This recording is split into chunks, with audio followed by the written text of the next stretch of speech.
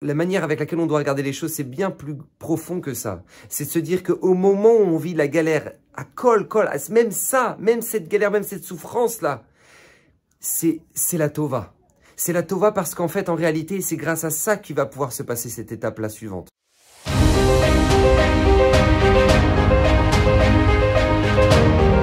Alors, Bezrat Hashem, le Zera Shimshon de cette semaine est dédié pour l'élévation de l'âme de Stéphane Yair Mas'od Ben Avraham. Et j'aimerais voir avec vous un Zera Shimshon incroyable, mais vraiment grandiose et d'une nécessité extrême dans notre vie. Parce que nous passons tous des étapes difficiles, des moments où en fait on est face à l'incompréhension. Des moments où maintenant on se dit mais Hachem, c'est pas logique ce qui se passe. Pourquoi il m'arrive cette chose-là? Pourquoi il arrive à cette personne-là cette chose-là? Pourquoi Kadosh Baruch Hu tellement de souffrance? Pourquoi Kadosh Baruch Hu, ce qui paraît être logique maintenant devient illogique? Et ce qui est illogique devient logique? Ça paraît incroyable. Pourquoi Hachem ça se passe de la sorte? Alors justement, pour comprendre cette notion-là, qui est tellement importante de l'incompréhension dans notre vie, il y a un midrash magnifique. Moshe Rabbeinu, lorsqu'il est arrivé sur le bord de la mer, et qu'il a vu la mer s'ouvrir, et qu'il a vu que le Ham Israël traverse la mer et que Kadosh Baruch Hu fait retomber la mer sur les Égyptiens, et sauve le clan Israël, alors à ce moment-là, il va se mettre à ce qu'on appelle chanter le cantique de la mer, Az Yashir Moshe. Moshe Rabbeinu ici, comme ça nous dit le Midrash, va réparer une erreur qu'il a faite. Alors, quelle erreur a pu faire Moshe Rabbeinu? Nous dit le Midrash, oui, il va faire une erreur Moshe Rabbeinu, pourquoi? Parce que quand il est arrivé chez Paro, il s'est dit, mais Hachem, j'ai pas compris, pourquoi tu m'envoies sortir le clan d'Israël? Regarde, depuis le moment où tu m'as envoyé, j'ai empiré la situation. J'ai empiré la situation. Tiens, moi, tu m'as envoyé pour libérer le Ham Israël. Tu m'as dit, vas-y, va aller sortir d'Égypte. Alors, du coup, moi, je suis parti. Je suis parti pour aller libérer. Je me suis approché de Paro. Je suis parti parler à Paro. Je lui ai dit, regarde, Paro, laisse sortir mon peuple. Parce que sinon, ça va mal se passer. Et là, Paro me regarde. Il dit, mais regarde, non seulement je vais pas laisser sortir ton peuple. Mais c'est pas juste ça. C'est que t'as pas compris. Maintenant, ton peuple, là, qui faisait des briques et des bâtiments, eh ben, tu vois, avant, je leur fournissais la paille. Eh ben, maintenant, même la paille, je vais pas leur fournir. Et si jamais maintenant, ça baisse en quantité de travail, eh ben, sache une chose. Ils vont le payer de leur propre chair. Ils vont devoir aller maintenant eux-mêmes faire du porte-à-porte pour aller chercher la paille. Et si jamais maintenant il y en a moins qui construit qu'avant, eh ben sachez une chose, ils vont devoir le payer de leur propre chair. Et donc là, la situation va s'empirer en Égypte pour les Bnei Israël. Et là, Moshe Rabbeinu va dire à Hachem, mais je comprends pas. Hachem, pourquoi? Tu m'as fait sortir. Mais Az bati el Paro, va dire Moshe Rabbeinu. Depuis l'instant où je me suis présenté chez Paro, j'ai empiré la situation. Donc Moshe Rabbeinu va avoir, entre guillemets, un reproche à faire à Hachem. Hachem, pourquoi? Pourquoi? C'est illogique. J'annonce au Ham Israël la Géoula, j'annonce que ça y est, c'est fini, j'annonce que c'est bon, ils peuvent faire leur valise. Oh, on y va. Et puis là, d'un seul coup, qu'est-ce qui se passe? Bam, ça s'empire. Et là, le Ham Israël qui regarde Moshe dit, mais Moshe, t'es pas là pour nous sauver de la galère, là? Tu nous as empiré notre galère. Pourquoi? Et Moshe Rabbeinu va faire ce reproche-là à Hachem. Et en fait, en réalité, écoutez bien ce qui va se passer. Lorsque le Ham Israël va se retrouver face à la mer et qu'ils vont devoir traverser la mer, il va se passer quelque chose de terrible dans le ciel. C'est qu'en fait, l'ange d'Égypte va dire à Hachem, je comprends pas, c'est pas juste. Hachem, tu vas ouvrir la mer, tu vas faire traverser le Ham Israël, et les Égyptiens, tu vas tous les noyer. Pourquoi? Pourquoi? Bon, parce que quoi, le Ham Israël, ils ont tellement de mérite. Et là, écoutez bien ce que va dire l'ange de l'Égypte. Il va dire, Elou ovdei avodazara, ve'elou ovdei avodazara. Les Égyptiens sont des idolâtres. Ok, mais tes enfants, les Bnei Israël, là, eux aussi sont des idolâtres. Nous dit le Harizal, pour comment se fait-il que l'âme Israël est sorti, mais du jour au lendemain, comme ça, de manière tellement précipitée. Nous dit le Harizal, parce qu'ils avaient atteint le 49e degré d'impureté. S'ils restaient encore un instant en Égypte, ils n'auraient jamais pu sortir. Ils auraient atteint le 50e degré. Donc dis-le l'ange d'Égypte, je comprends pas. Tu vas faire noyer les Égyptiens parce que soi-disant c'est des idolâtres et des Réchaïm. Mais dis-moi, les Bnei Israël, c'est des grandes sadikim, eux. C'est des grandes sadikim, eux, ils méritent d'être sauvés. Ils ont atteint eux-mêmes le 49e degré d'impureté. Comment maintenant tu peux les sauver, leur donner tellement de mérite? Et écoutez bien ce que va faire le malheur Gabriel à ce moment-là. Écoutez bien, au moment où maintenant il va entendre cette accusation de l'ange de l'Égypte, le malheur Gabriel va courir. Il va foncer en Égypte, il va prendre une brique dans laquelle maintenant se trouvait un bébé. Un bébé avait été emmuré. Il va prendre cette brique-là et il va la ramener devant Hachem. Et il va dire, Akadosh Baruch Hu, ne te laisse pas embrouiller de l'argument de l'ange de l'Égypte. Ne te laisse pas embrouiller, regarde ce qu'étaient les Égyptiens, regarde ce qu'ils ont fait de ton peuple. Ils ont fait de ton peuple des briques. S'il manquait du quota de briques, s'il manquait du quota, ils n'avaient pas fait suffisamment. Voilà ce qu'ils faisaient avec tes enfants. On ne parle pas juste d'idole là. On ne parle pas juste d'idolâtrie. On parle de cruauté. On a un autre niveau.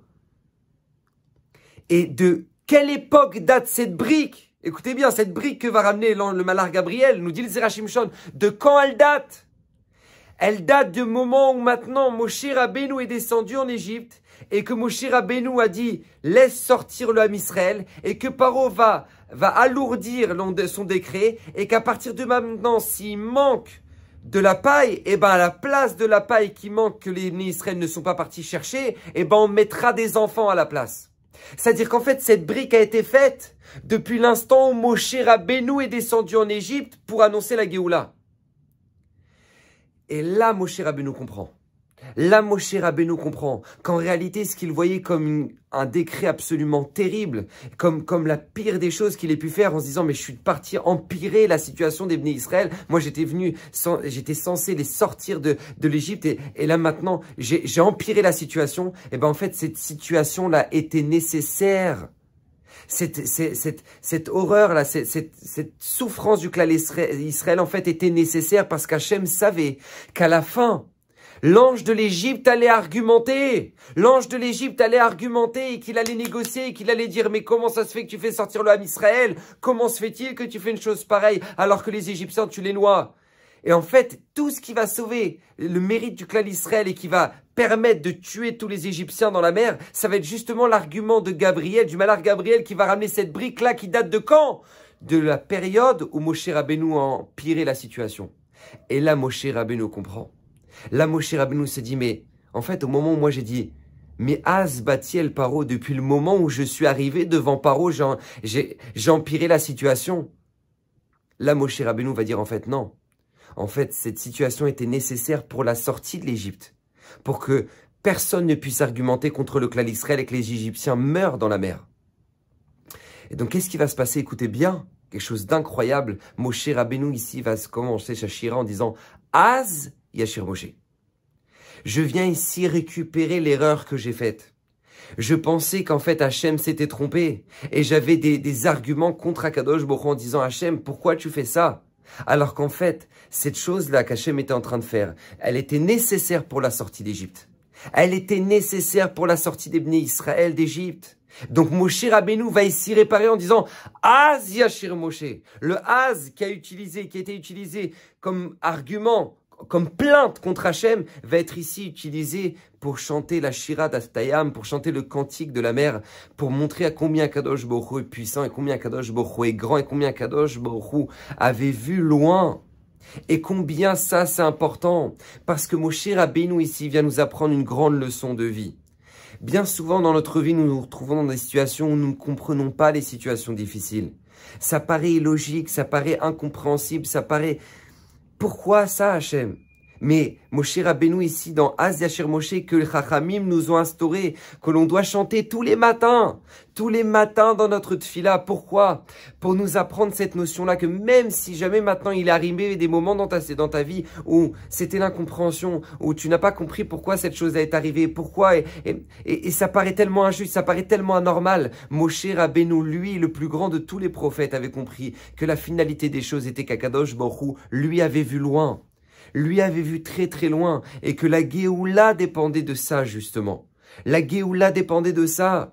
Et on sait très bien que la Géoula qui va arriver bientôt, Bekarov, dépend des épreuves que nous dépassons, que nous surmontons dans notre vie, l'incompréhension que nous avons. Parce que, justement, la Géoula va être la compréhension de tout ce qui est illogique de la période que nous sommes en train de traverser. Tout paraît tellement illogique. Nos ennemis qui continuent à nous écraser, les nations qui peuvent continuer à argumenter contre nous alors que on vient de perdre 6 millions de nos frères dans la Shoah et que ça ne change, les arguments restent les mêmes et que le juif dérange toujours autant. Et ça paraît incroyable. Tu dis mais c'est démentiel. L'histoire ne fait que de se reproduire.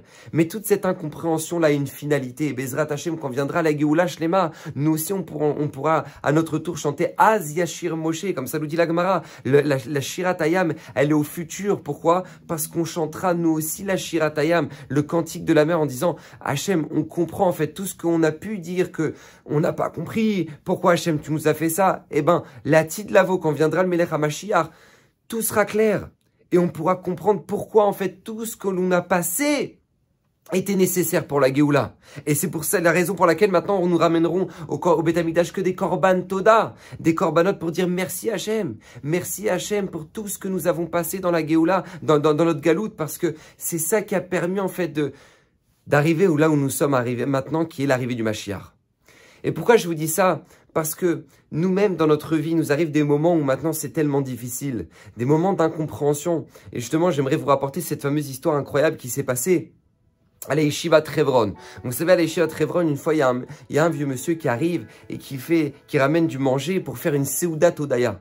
Un repas de remerciement à Hachem. Seudat Odaya. Et là, ce monsieur-là, tous les élèves ne comprennent pas pourquoi, comment se fait-il que d'un coup, il fait une Seudat Odaya. Il dit pas parce que, Baruch Hachem, j'ai été sauvé de la Shoah. Alors les gens disent oui mais d'accord, oui mais d'accord, ça fait 30 ans déjà. C'est pourquoi maintenant d'un coup il s'est réveillé ce matin, il a dit il faut que je fasse une Seudat Odaya. Et en fait il a raconté son anecdote. Écoutez bien, c'est pas juste une anecdote, une histoire incroyable. Il a raconté que lui en fait c'était un juif d'Allemagne. C'est un juif d'Allemagne et que lui il a pris l'un des derniers bateaux qui quittait l'Allemagne pour l'Angleterre, juste avant la Shoah. Et quand ils arrivent là-bas au port en Angleterre, il y a le commandant de l'armée anglaise qui monte à bord et qui dit « Vous êtes tous des espions! Vous êtes tous des espions! Vous retournez en Allemagne !» Et là maintenant, tous les juifs qui étaient à bord se mettent à pleurer. Tous les juifs qui étaient à bord se mettent à pleurer. Ils se disent « Mais non, mais c'est pas possible! Mais on peut pas retourner en Allemagne! Mais c'est la mort! Vous nous redonnez dans les mains de Hitler! Il va nous emmener à Auschwitz! Vous pouvez pas faire ça! » Et tout le monde pleure, les mamans qui hurlent, qui serrent leurs enfants dans les bras. Et là, le général, il comprend que il y a quelque chose de pas normal là. Il balance comme ça que ce sont des espions, mais il y a quelque chose qui est pas normal. Ils ont une telle sincérité dans leur expression de souffrance que... Et là, il décide de changer son décret. Et là, le général de l'armée anglaise leur dit « Bon, alors très bien, vous retournez pas en Allemagne, mais je vous mets dans un bateau direction l'Australie. » Donc il décide de les mettre sur l'autre bateau, direction l'Australie. Le bateau part et il explique que la seule consolation qu'ils avaient dans tout ça, parce que dans les conditions terribles dans lesquelles ils voyageaient, c'est tout simplement le fait que, Baruch Hashem, ils avaient au moins des livres avec eux. Ils avaient gardé des livres avec eux, ils avaient la possibilité d'étudier, de garder leurs valeurs juives. Baruch Hashem, c'est la seule consolation qu'ils avaient. Et un jour, il est venu dans l'esprit du capitaine comme ça, et en les voyant étudier, il a dit... Vous me prenez tous un livre et vous me le jetez par-dessus bord, sinon c'est vous que je jette par-dessus bord. Alors, il ne comprend pas, il dit mais pourquoi vous vous énervez comme ça, qu'est-ce qu'on a fait? Et il dit vous êtes des espions, je vous sens là, vous êtes en train de préparer quelque chose, vous magouillez quelque chose. Non, il n'y a pas, vous me jetez tous ces livres par-dessus bord, sinon c'est vous que je jette. Et là les juifs, racontent avec les larmes aux yeux, ils jettent la seule chose qui leur restait, leurs livres leur shiuré Torah, la seule chose qui leur restait, ils finissent par devoir le jeter par-dessus bord et ils voient leur livre comme ça à la surface de la mer. Maintenant, il ne se passe pas quelques heures que d'un coup, alerte générale dans le bateau, allez tous dans la cale. Il y a un torpilleur allemand qui les suit. Maintenant, le torpilleur allemand qui les suit, eux, ils se mettent à hurler Shira Balot, Esaena Ishma Israël. Ils ont peur de mourir. Et le torpilleur les suit, il ne leur fait rien. Et pendant une semaine, le torpilleur allemand va les suivre et ne va rien leur faire. Et on n'a jamais compris ce qui s'est passé. Et là, je fais cette Seudat Odaya, raconte ce monsieur-là. Pourquoi? Parce que cette semaine, j'ai eu une réponse à ma question. Cette semaine, j'ai eu une réponse à cette interrogation qu'on a eue pendant des années. J'ai mon ami qui lui habite en Angleterre, qui m'a montré un article et qui m'a raconté la fameuse histoire de ce torpilleur allemand qui a suivi le bateau anglais. Et qu'est-ce qu'il est rapporté là-bas? Une interview du torpilleur allemand, du capitaine du torpilleur allemand qui raconte que, un témoignage qui dit que, en fait, effectivement, ils ont vu ce bateau anglais et qu'ils devaient le descendre. Et au moment où maintenant, ils devaient couler ce bateau, ils voient des livres à la surface de la mer. Ils voient des livres qui flottent comme ça à la surface, des pages qui flottent à la surface de l'eau. Et là, les Allemands récupèrent ces livres et en fait, ils se rendent compte que ce sont des livres écrits en allemand. Parce qu'avec nous, on avait des livres du Rav Shimshon Raphaël Hirsch. Et en fait, les livres étaient écrits en allemand. Et en fait, les Allemands, eux, ont vu de l'allemand. Ils n'ont pas cherché à comprendre ce que c'était. Ils ont vu de l'allemand. Quand ils ont vu de l'allemand, ils se sont dit, en fait, ils ont des prisonniers allemands avec eux dans la soute. Ils ont des prisonniers allemands, on ne peut pas les descendre. Et non seulement le torpilleur allemand ne va pas les descendre, mais il va les suivre pour les protéger pendant toute cette période-là où maintenant, ils étaient dans le bateau. C'est le torpilleur allemand qui va les protéger de toute attaque extérieure. Il dit, de là, j'ai compris une grande leçon. C'est qu'en fait, ce qui paraissait être la pire chose pour nous, là où maintenant on se retrouve déjà dans un bateau de direction l'Australie, dans des conditions terribles, et là le summum du summum, devoir jeter nos livres de Torah à la mer, et ben en fait maintenant j'ai pris conscience qu'en fait c'est ça qui nous a sauvés. C'est le fait d'avoir jeté nos livres qui a été en fait la clé de notre sauvetage. Parce que grâce à ces livres, les Allemands ne nous ont pas descendus.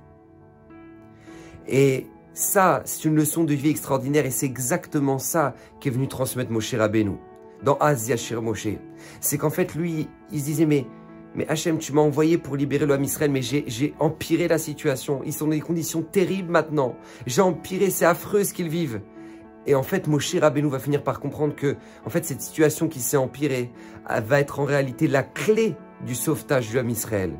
Va être la clé parce que c'est grâce à ça qu'après, le Malach Gabriel, l'ange Gabriel va pouvoir argumenter pour sauver le Ham Israël.